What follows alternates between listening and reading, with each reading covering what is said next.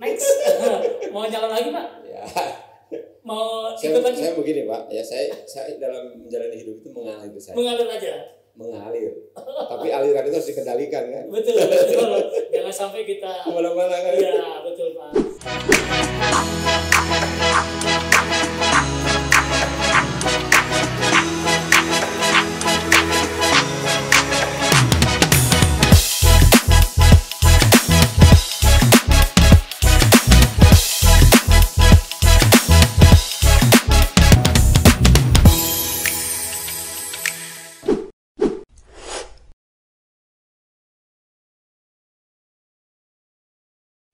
Assalamualaikum warahmatullahi wabarakatuh. Sahabat, bertemu lagi bersama saya Dadang Sugiarto di Jejak Cibatu edisi podcast.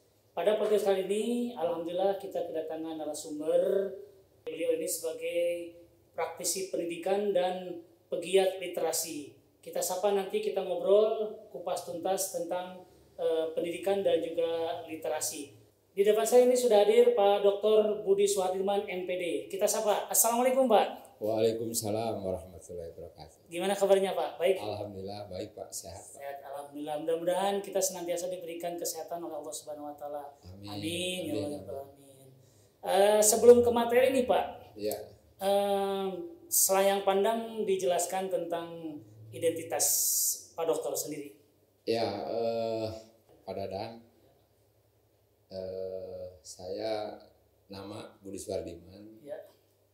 Memang dari dulu sampai sekarang saya tetap di bidang pendidikan. Oh, luar biasa. Jadi nama saya sebenarnya di era 90 itu sering disebut oleh anak-anak SD kan gitu. Di dalam buku teks itu selalu ada ini Budi. Betul. Ya, jadi kalau bicara literasi sebenarnya saya sejak dulu sudah benar-benar literat gitu, sebab nama saya selalu ditulis gitu kan. Ya. Tulisan itu kan literasi. Betul. Jadi dulu sering disebut-sebut seperti itu, dan sejak tahun 1994 saya diangkat menjadi PNS, guru PNS di mana? Di SMP Negeri 2 Bayongbong, Pak. Oh, awal itu ya. Di sana selama 14 tahun. Kemudian sebagai guru. Kemudian 2006 saya ikut seleksi kepala sekolah dan lulus. Baru diangkat 2008. Jadi ada masa menunggu 2 tahun. Iya. Orang lain sudah jadi pindah kemana, sudah jadi, saya baru diangkat. Sedangkan 2006 lulus. 2008 baru jadi kepala sekolah. Ditempatkan di SMP Negeri 1 Atap, Kenjeng. Dulu itu ke sana ke selatan dulu selatan. Ya. Di sana selama 2 tahun ya, 2008-2010. Kemudian 2010 itu 2008 bersama dengan saya ditempatkan di sekolah itu ada kesempatan untuk sekolah lanjut di S3. Jadi saya pada saat bertugas di Pak Kenjeng, saya juga studi S3 di UPI Bandung. Di UPI Bandung ya. Itu tahun berapa Pak? 2008 sampai 2011. Oke. Nah, kemudian 2010 saya dialih tugaskan lagi Pak ke SMP Negeri 5 Cilawu. 5 Cilawu. Di sana berapa tahun di sana Pak? Di sana 2 tahun, 2010-2012. Iya. 2012 dialih tugaskan lagi ke SMP Negeri 1 Pasirwangi. Sampai 2015 dialih tugaskan lagi dari 2012 sampai 2021 di SMP Negeri 2 Garut. SMP 2 Garut. Jadi paling lama di SMP Negeri 2 Garut sampai 2022 Pak, bukan sampai kemarin ya 2022. 2015 sampai 2022. Jadi 7 tahun. 7 tahun di sana. Nah, kemarin 2022 bulan Juli dialih tugas lagi ke SMP 6 Garut. Sampai sekarang. Sampai sekarang. Jadi di SMP 6 Garut itu baru 15 bulan. 15 bulan. Mau pindah lagi Pak? Ya, betul. Tapi ini kalau rentetannya perpindahannya sudah berapa kali Pak itu? Berarti 5 kali. Ini sekolah yang kelima ini. Kelima ini ya. Bagaimana tuh Pak antara sekolah dengan yang satu dengan yang lainnya? Ya, pertama tentu saja dengan adanya perpindahan itu menjadi pengalaman bagi saya dalam memimpin ya. Di satu atap seperti ini, di SMP reguler seperti ini. Bedanya satu atap itu bagaimana Pak? Satu atap itu Pak sekolah yang menyatu dengan SD. Oh. Jadi sebenarnya dulu itu ada program untuk akses pendidikan. Betul, betul. Makanya pemerintah itu mendirikan sekolah atap di daerah-daerah terpencil. Jadi saya ditempatkan di sana. Iya, iya. Nah kemudian ya dari pengalaman itu kan membuat saya lebih dewasa lah, lebih paham karakteristik tiap-tiap sekolah, sehingga layanannya juga ya tentu saja memerlukan kiat-kiat khusus. Betul. Di SMP ini seperti ini, SMP ini seperti ini. Sebenarnya di SMP manapun juga, di sekolah manapun juga, kepemimpinan sama. Oh gitu. Sama sebenarnya. Apakah ada perbedaan ini di sini membina gurunya agak sedikit susah? Bukan, dari prinsip kepemimpinan itu sama diterapkan di manapun juga. Iya. Hanya tentu saja yang berbeda itu yang dipimpinnya itu. Iya. Orang-orang guru-gurunya ya. Itu. Pak, di mana nih paling yang menarik nih menurut Bapak, ada tantangannya nih ketika memimpin di sebuah sekolah? Boleh disebutkan, Pak? Tantangan yang menariknya misalkan, di sini membinanya ini agak sedikit tantangan buat saya begitu kan? Ya, tentu saja waktu di satu atap Pak. Apa yang menjadikan ini Pak? Kan yang pertama sekolah itu ada di daerah terpencil gitu kan. Di satu sisi saya ingin membangun sekolah itu agar sejajar dengan sekolah lain. Kan?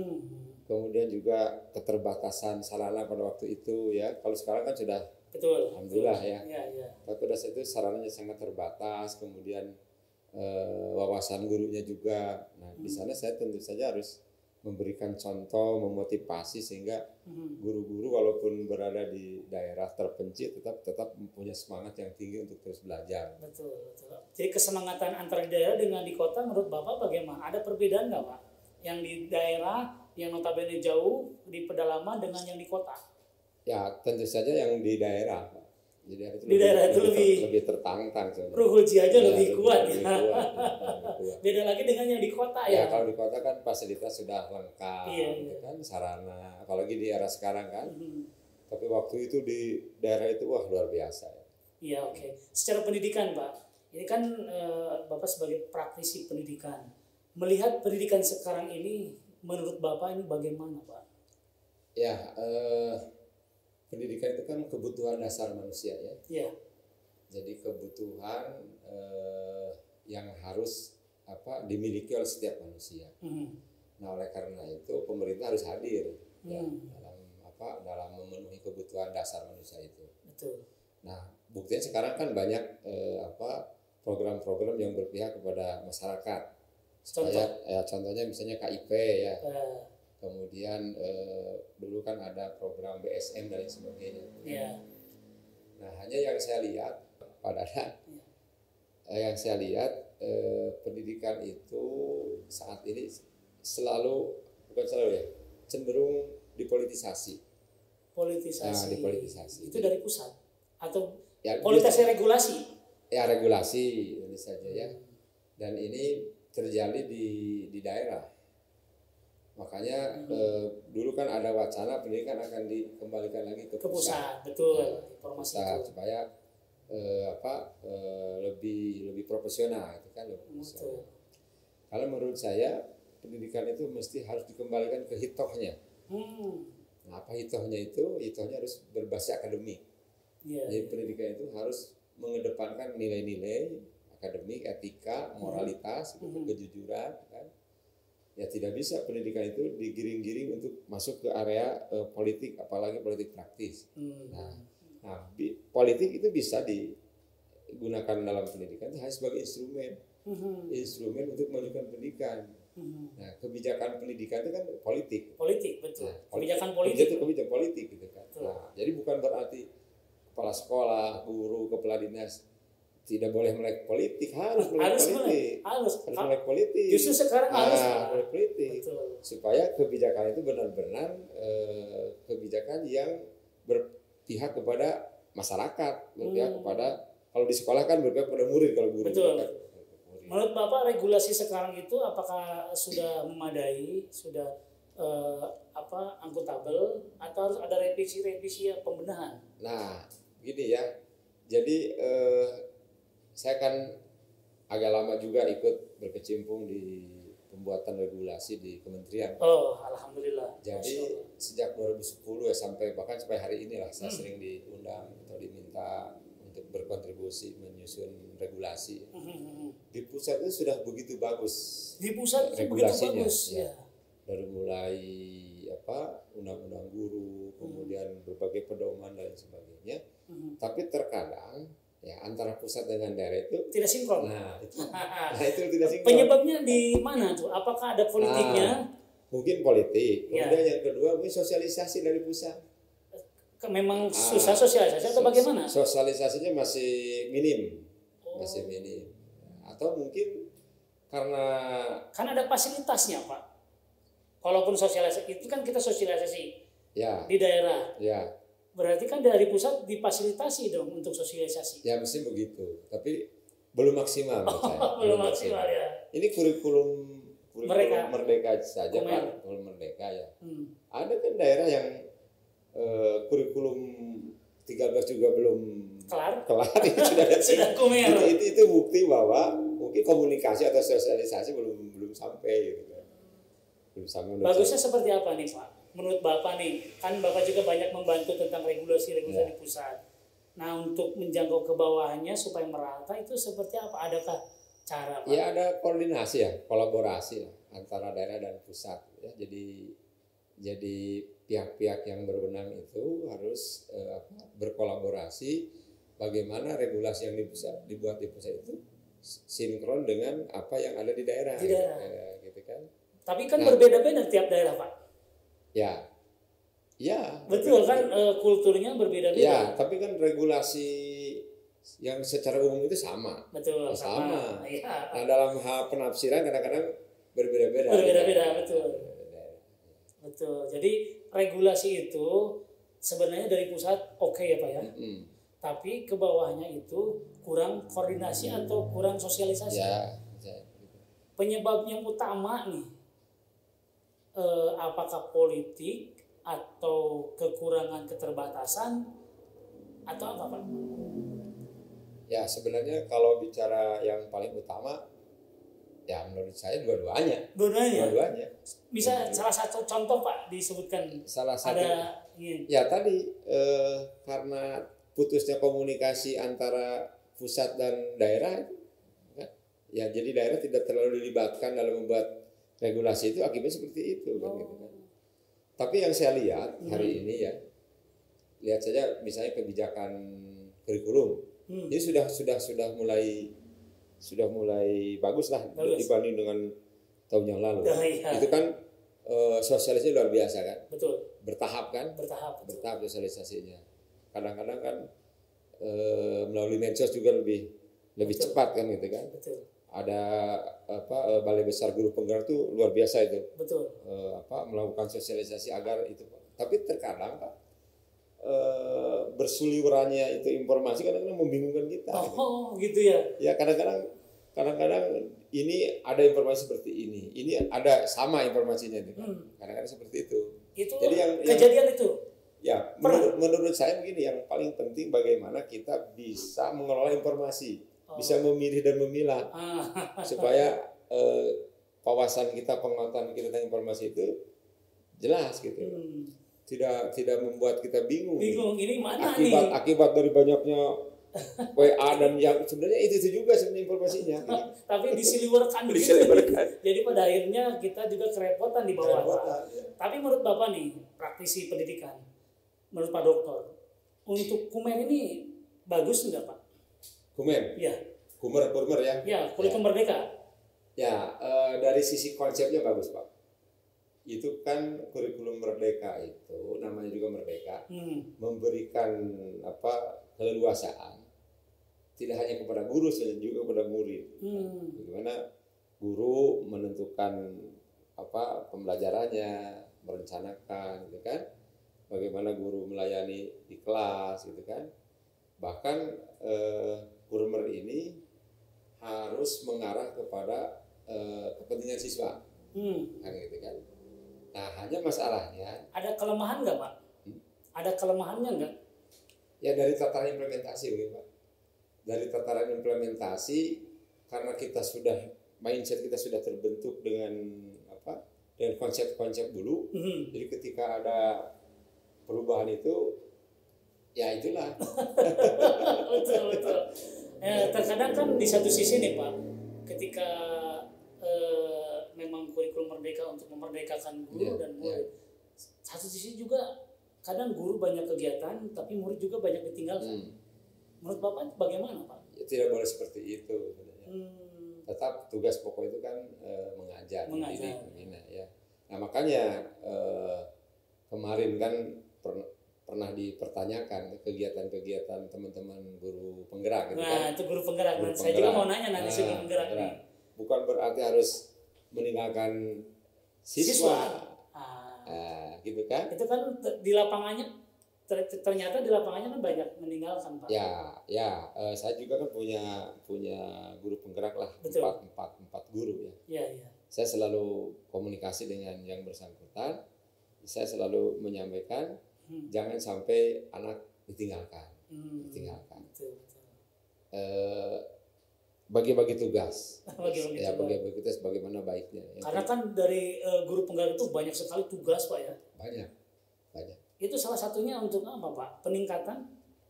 Guru penggerak itu kan intinya bagaimana guru menjadi pemimpin pembelajaran. Nah, pemimpin pembelajaran itu bagaimana guru bisa melayani siswa, layanan siswa kan. Nah, ada pembelajaran berdiferensiasinya, bagaimana layanan siswa di kelas gitu kan, bagaimana mengevaluasinya.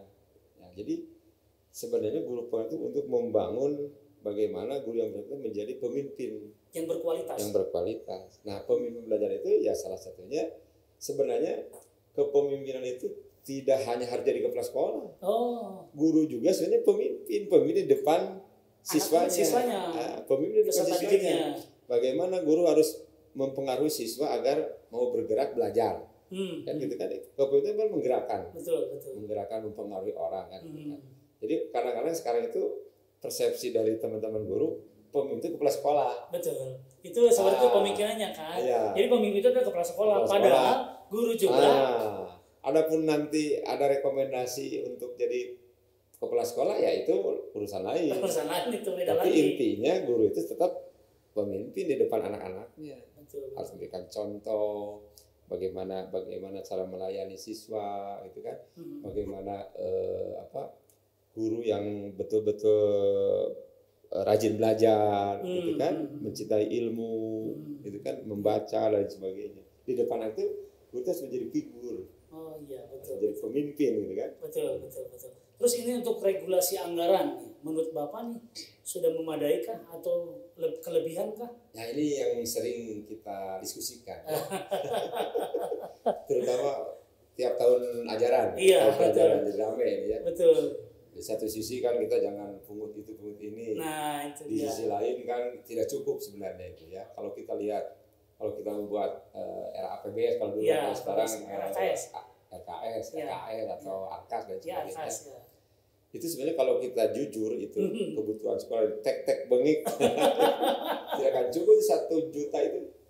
SMP kan 1 juta. 1 juta ya persis. Kalau saya hitung-hitung teman-teman 3,5 juta itu. 3,800 itu. Apakah itu sudah pernah disampaikan nih dari daerah ke pusat tentang regulasi anggaran? Saya tidak tahu ya dari daerah, tapi dari komunitas kami, dari MKKS, dari Asosiasi Kepala Sekolah, dan saya ketua Asosiasi Kepala Sekolah. Masya Allah, alhamdulillah.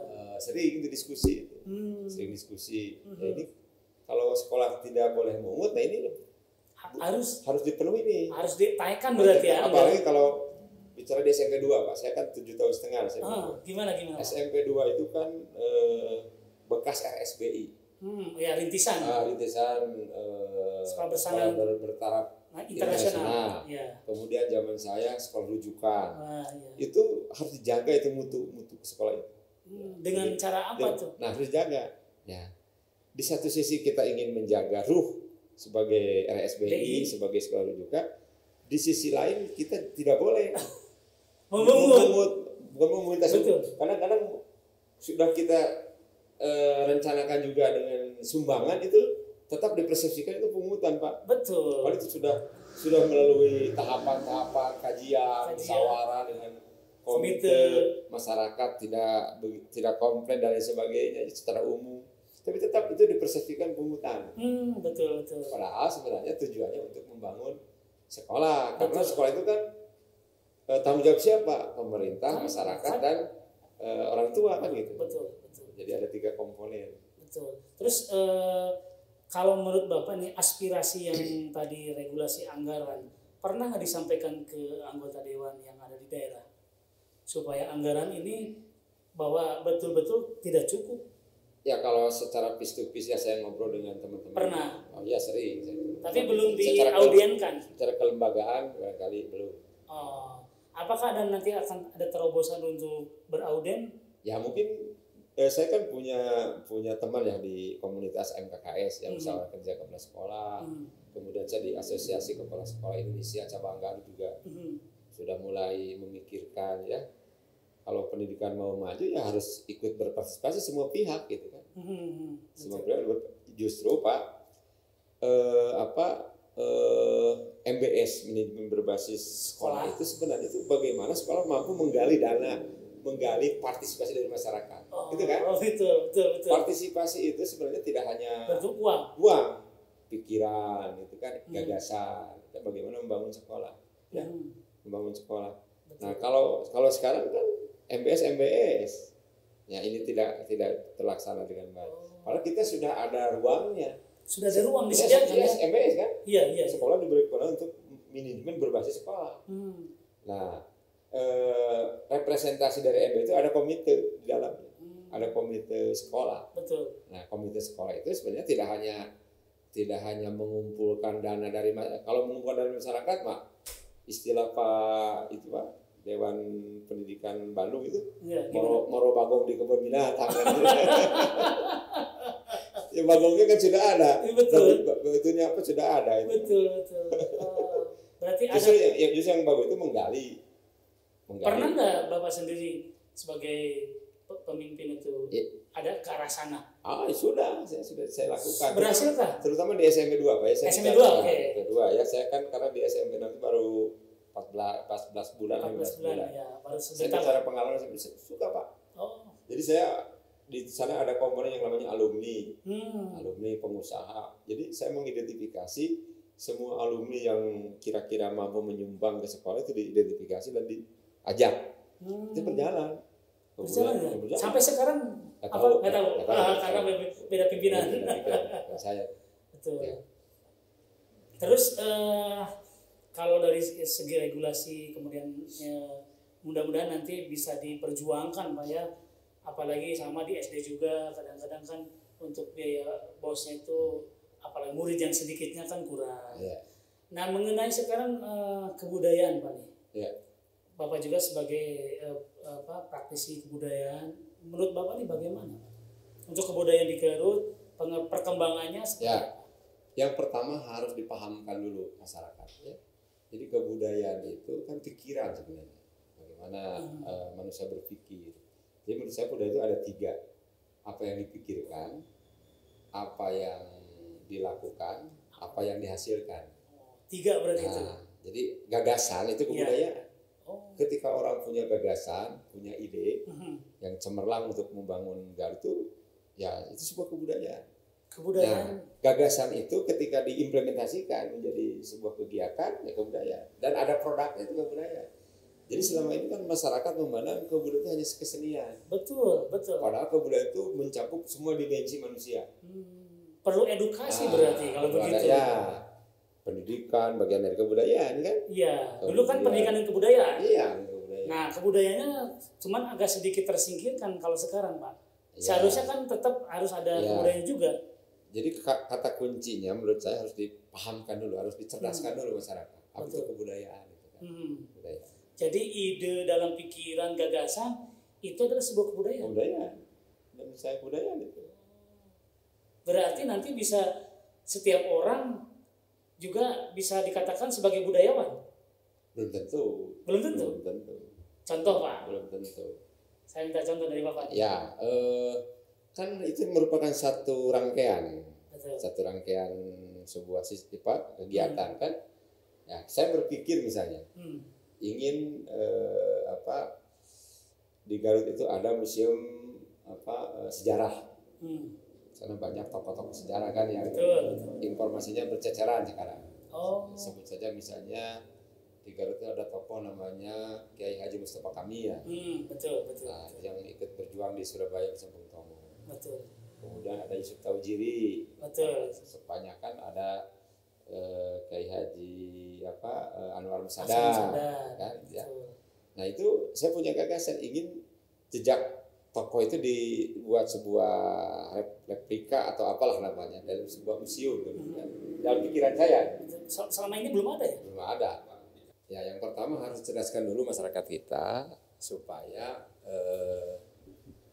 tahu esensi dari kebudayaan itu apa. Sebab selama ini kan memandang bahwa kebudayaan itu hanya kesenian. Betul. Padahal kebudayaan itu menyangkut semua dimensi manusia, kecuali agama, ya. Betul. Nah, dalam pandangan saya kebudayaan ada 3. Yang pertama apa yang dipikirkan, apa yang dikerjakan, dan apa yang dihasilkan. Yang dipikirkan itu gagasan, ide, ya, itu kebudayaan. Nah, ketika gagasan, ide dikerjakan, diimplementasikan, ya tidak hanya dalam konsep saja, betul. Itu kegiatan juga. Dan dari hasil pekerjaan itu ada produk, ada hasil. Ada hasil. Jadi itu dinamakan dengan kebudayaan. Ya, kebudayaan. Berarti kebudayaan itu tidak terlepas dari kesenian-kesenian saja. Tapi itu salah satu Pak ya, karena kan dari itu ada gagasan, ada implementasinya. Ada yang dihasilkannya. Apakah perlu edukasi terhadap masyarakat bahwa ini kebudayaan itu seperti ini? Ya perlu. Itu dari mana Pak? Ya, harus yang edukasinya, yang berperan pentingnya. Kalau bicara di daerah kan di kabupaten kota itu ada yang namanya dinas pariwisata dan kebudayaan. Nah, itu yang punya tanggung jawab bagaimana agar masyarakat cerdas terkait dengan kebudayaan. Di samping tentu saja berbagai komponen masyarakat juga punya kewajiban LSM ya. Kemudian jurnalis gitu ya. Betul. Bagaimana untuk mencerdaskan masyarakat supaya paham tentang kebudayaan. Mudah-mudahan nanti dari instansi terkait bisa mengedukasi masyarakat. Tentunya ke depan akan menghasilkan kebudayaan-kebudayaan yang baru. Mungkin Pak ya. Oke Pak, ini terus untuk literasi Pak ya. Karena kan Pak Dokter ini pegiat literasi. Bisa dijelaskan yang literasi seperti apa yang biasa Bapak kerjakan atau Bapak teliti? Ya, literasi itu kan banyak jenisnya ya. Iya. Ada literasi baca, literasi tulis, literasi kebudayaan, finansial, ada literasi kewarganegaraan dan lain sebagainya. Oke. Nah, dari sekian jenis literasi itu, menurut saya yang paling pokok yang harus pertama kali dikenalkan kepada masyarakat kita, kepada siswa, kepada keluarga adalah literasi baca tulis. Literasi baca tulis. Mengapa? Sebab literasi itu merupakan dasar, pilar untuk literasi berikutnya. Kalau baca masyarakat sudah bagus, ya minatnya, daya bacanya, saya yakin literasi berikutnya yang lainnya akan lebih bagus. Makanya saya di sekolah itu konsen bagaimana anak-anak kita, guru-guru di sekolah saya supaya melek baca dan nulis. Melek baca dan menulis. Sudah berapa persen Pak untuk di sekup Kabupaten Garut yang Bapak amati? Belum ada data yang real ya dari hasil penelitian ya. Tapi saya lihat riak-riak atau bukan riak kegiatan-kegiatan literasi di tiap sekolah sekarang sudah mulai masif. Masif ya, ada kegiatan membaca massal, ada kegiatan review buku, ada kegiatan macam-macam. Nah, itu pertanda bahwa literasi di Garut itu akan semakin berkembang, apalagi kalau didukung oleh pemerintah, didukung oleh yang punya kebijakan tentunya itu kan. Ya. Terus yang Bapak amati, saya dengar juga itu pernah literasi telah buku ya, menulis buku. Ya, menulis buku. Ya. Tolong bisa diceritakan Pak.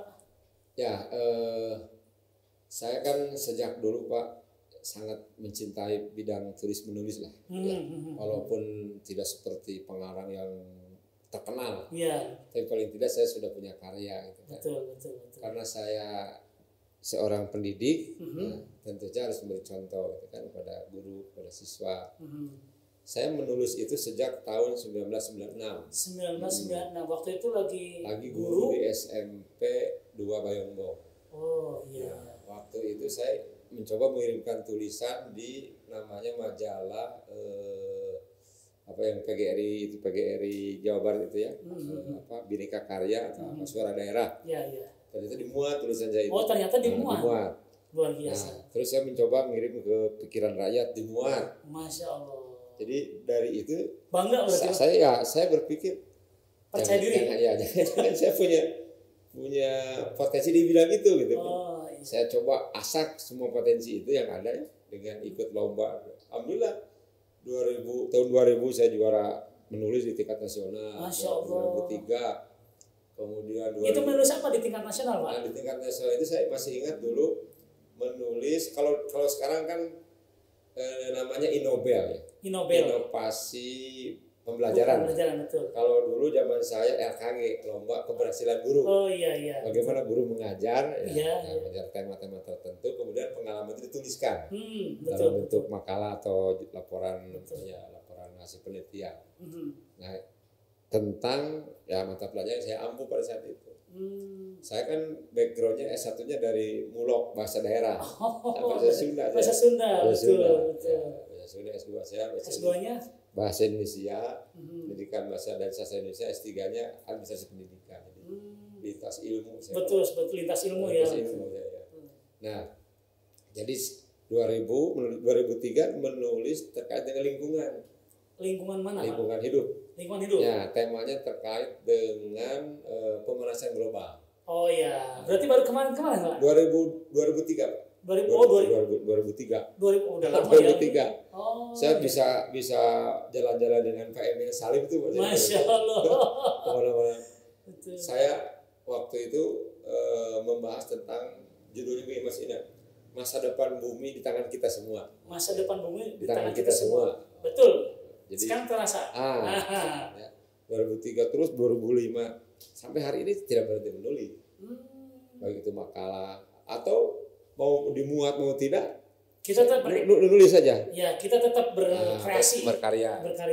Nah, kemudian saya baru berpikir bagaimana kalau membuat buku. Itu tahun berapa keinginan itu? Saya mulai 2003. Kebetulan ada kawan saya namanya Pak Darpan, seorang budayawan. Betul. Teman saya jadi kolaborasi menulis buku judulnya Seputar Garut. Seputar Garut. Jadi berbagai hal tentang Garut, dari mulai tokohnya, tempat wisatanya, makanan khasnya ada di buku itu. Masih ada bukunya? Masih ada. Berapa halaman coba? Kurang lebih 160-an lah. Itu memuat tentang semua Garut atau Garut. Tentang kekhasan Garut. Kekhasan Garut. Per kecamatan itu ada? Tidak, hanya Garut saja secara global. Oke. Dan ada versi Sundanya. Oh. Judulnya Ensiklopedia Alit Garut. Mungkin di sekolah juga ada. Oh, ada iya. Versi Sunda. Betul. Nah, kemudian saya juga menulis buku Kiai Haji Mustafa Kamil, sang pendekar dari kota Intan. Masya Allah. Jadi buku itu Pak, itu menyebar di seluruh Indonesia. Saya betul-betul merasa bangga itu. Alhamdulillah. Sebab apa? Sebab buku itu mendapat apresiasi, menjadi juara lah dari kementerian untuk dijadikan buku resmi dari Kementerian Pendidikan dan Kebudayaan. Masya Allah. Jadi disebar ke seluruh SMA di seluruh Indonesia. Itu sudah. Dan itu saya mendapat hadiah, mendapat uang pembinaan dan sebagainya dari kementerian itu. Tahun 2018 waktu saya di SMP 2. 2018. Saya bercerita bagaimana Kiai Haji Mustafa Kamil itu berjuang. Mungkin anak-anak muda belum banyak yang tahu nih. Betul. Siapa Kiai Haji Mustafa Kamil itu kan. Betul. Saya ungkap semua. Bagaimana diceritakan dong sedikit. Kiai Haji Mustafa Kamil itu kan seorang kiai dari Garut. Dia aktif di Hizbullah dulu. Hizbullah, ada pasukannya. Waktu itu kan 1945 itu Bung Tomo itu menyerukan dari Surabaya itu dengan takbir Allahu Akbar Betul, itu kan betul. menyerukan kepada semua pemuda yang ada, para ulama yang ada di Indonesia, ayo, gitu kan, kira-kira begitulah, ayo bergerak untuk ikut berjuang dengan kami di Surabaya. Ya, berperang. Berperang melawan sekutu kan, Indonesia sudah merdeka kan, betul. Nah, salah satu putra terbaik dari Garut tergerak hatinya, namanya Kiai Haji Mustafa Kamil. Masya Allah. Berangkat ke sana, ke Surabaya, ikut bergabung dengan para ulama yang lain, bawa pasukan ya. Nah, ada kejadian di daerah Sidoarjo Gedangan itu dia bertempur berhadapan-hadapan dengan sekutu. Dengan sekutu. Ya, dia tertembak kan. Ya. Tertembak, meninggal tahun 45. Nah, keluarga kan yang di Garut gelisah dan tidak tahu di mana makamnya kan. Iya. Mana makamnya. Nah, masa-masa pencarian jenazahnya itu tahun 45 sampai 58 atau 57. Berarti 12 tahun 13 tahun mencari. Akhirnya ditemukan jenazahnya di daerah Gedangan Sidoarjo. Mau ditarik ke Garut tidak boleh karena ini sudah jadi milik bangsa. Nah, dimakamkan di Taman Makam Pahlawan Surabaya. Masya Allah. Nah, saya merasa bangga. Betul. Sebagai orang Garut punya tokoh besar itu yang ruhul jihadnya itu luar biasa. Betul. Nah, kebanggaan saya itu mesti bangga juga teman-teman yang lain. Nah, ini yang milenial nih. Gitu kan, makanya kita harus bangga, bukan mengkultuskan ini kan sebagai spirit untuk perjuangan. Betul, berjuangnya itu. Nah, semua itu saya angkat di dalam buku itu. Aja dilombakan di tingkat nasional. Juara. Mantap, Masya Allah. Juara Pak Alhamdulillah. Jadi saya sampai hari ini juga masih. Apakah keturunannya masih ada di Garut? Nah, kemarin yang meninggal anaknya yang bungsu itu. Yang paling kecil itu meninggal. Itu di mana Garutnya, Pak? Di daerah Jalan Ciledug, Pak. Di sana ada Masjid Al Mustafa, Masjid Perjuangan. Yang dibuat tahun 1925. Mudah-mudahan gen-gennya itu bisa ditularkan, Pak, itu. Itu. Makanya saya dalam pikiran saya selalu ingin mengenalkan para tokoh Garut. Luar biasa. Jadi kita juga punya tokoh kan, punya tokoh besar. Garut itu terkenal Pak dengan tokoh-tokohnya. Punya tokoh besar. Betul.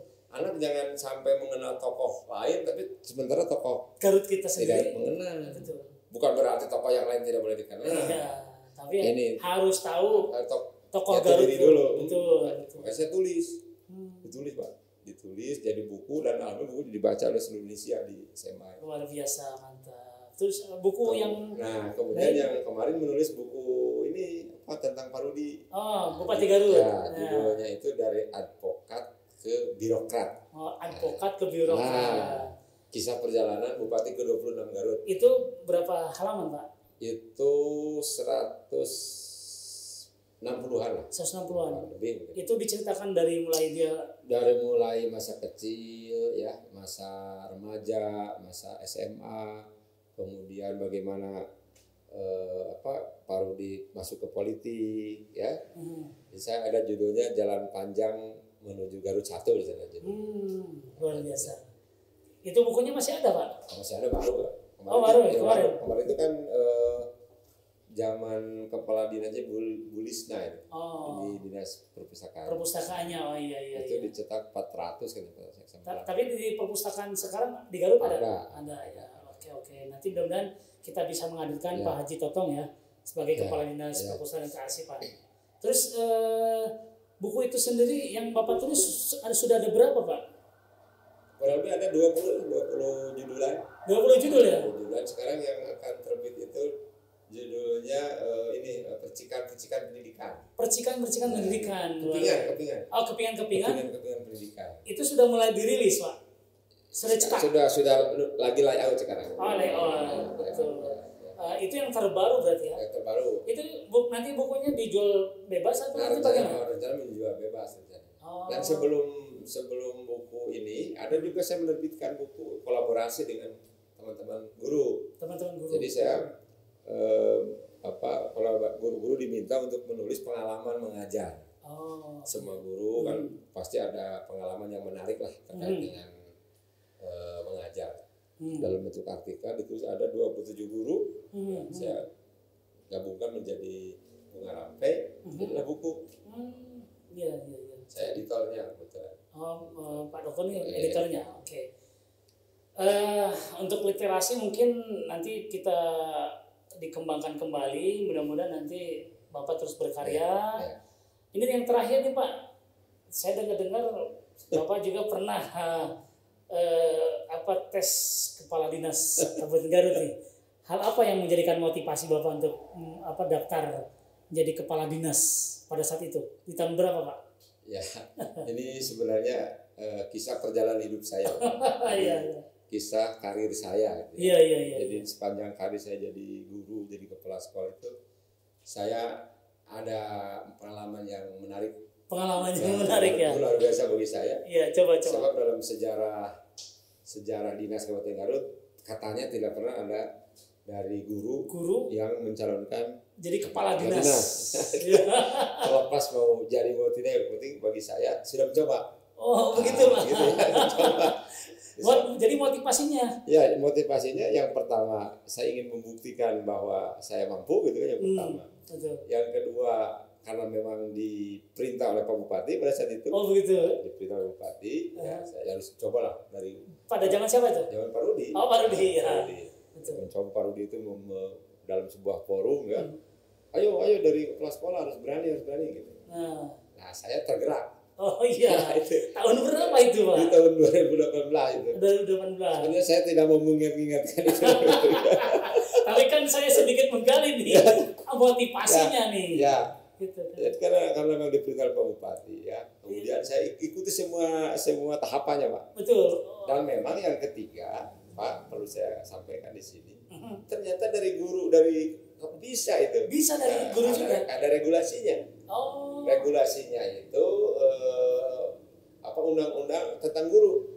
Oh. Atau ya peraturan pemerintah tentang guru ada yang itu. terbaru. Ada itu. Ya, di pasal 61 atau 81 saya baca. Oh, ternyata bisa.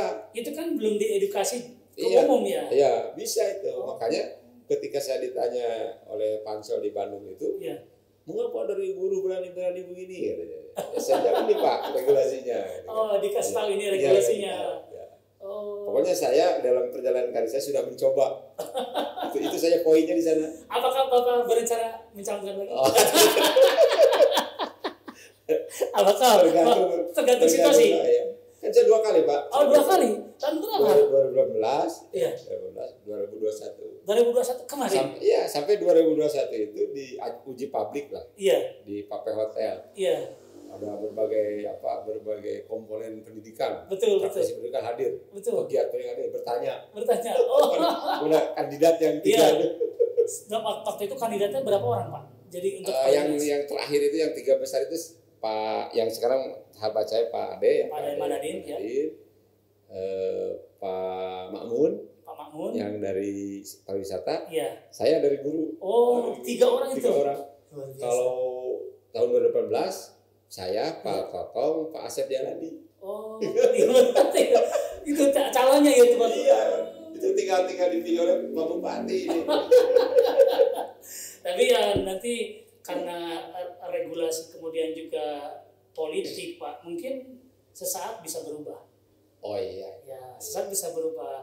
Mungkin nanti Bapak juga ke depan next mau nyalon lagi Pak? Ya. Mau ikut lagi? Saya begini Pak, ya saya dalam menjalani hidup itu mengalir saya. Mengalir aja. Mengalir. Tapi aliran itu harus dikendalikan kan? Betul. Jangan sampai kita kemana-mana kan? Iya, betul Pak. Ini mohon maaf nih agak sedikit tadi karena kan saya juga dengar dari biografi. Oh ini dengan nilainya sudah cukup oke, gitu kan. Tapi mungkin takdir yang belum berpihak ke Pak Dokter ini. Mudah-mudahan nanti ke depan kan kalau pemimpin itu Pak jabatan kepercayaan. Betul. Belum dipercaya mungkin oleh betul. Percayaan. Mungkin satu belum takdirnya juga Pak ya. Pada utamanya belum takdirnya juga. Betul. Mudah-mudahan nanti Allah menakdirkan Bapak kalau mau mengaju lagi ya mudah-mudahan Allah mengabulkan. Amin. Nah, ini Pak yang terakhir kita ambil esensi dari hari ini obrolannya Pak. Bisa dijelaskan sedikit aja esensi dari hari ini yang kita bicarakan. Ya, yang pertama tentu saja terima kasih ya. Saya sudah diundang ke tempat Bapak ke sini. Yang kedua, kegiatannya penting untuk masyarakat agar tahu Ya. pendidikan dari ini kan praktisi yang bicara itu praktisi. Iya, betul. Bukan pengambil kebijakan. Betul, praktisi ini. Kalau praktisi kan tahu sampai dedeknya. Tahu sampai apa ya detailnya gitu kan. Karena yang mengalami, yang merasakan gitu kan. Betul. Nah, jadi kita harus sudah biasa dari praktisi seperti apa, dari pengambil kebijakan seperti apa. Gitu kan supaya ada nyambung. Betul. Jadi makanya saya mengapresiasi. Jadi Bapak sudah mengundang saya sebagai praktisi pendidikan yang kondisinya seperti itu yang saya sudah sampaikan tadi. Betul. Kemudian yang kedua, tentu saja ini sebagai media pencerahan bagi masyarakat. Betul. Jadi memang pendidikan kemudian itu tidak akan habisnya untuk didiskusikan, dibicarakan dari berbagai perspektif kan, dari mana bisa. Gitu ya. 2 saja Pak. Ya. Jadi esensinya 2 saja barusan Pak ya. Ya. Oke, cukup Pak untuk hari ini. Cukup. Oke, sahabat Jejak Cibatu, pendidikan penting dalam kehidupan, long life education. Pendidikan itu adalah seumur hidup, ya. Pendidikan dan kebudayaan itu tidak akan habis, apa yang barusan Pak Dokter katakan. Jadi jangan lupa tetap kita harus belajar dan terus belajar. Terima kasih Pak Dokter Budi Suhadi teman MPD sudah hadir di studio kami, dan saya yang bertugas Dadang Sugiarto mengucapkan ketemu lagi di podcast berikutnya. Assalamualaikum warahmatullahi wabarakatuh. Terima kasih.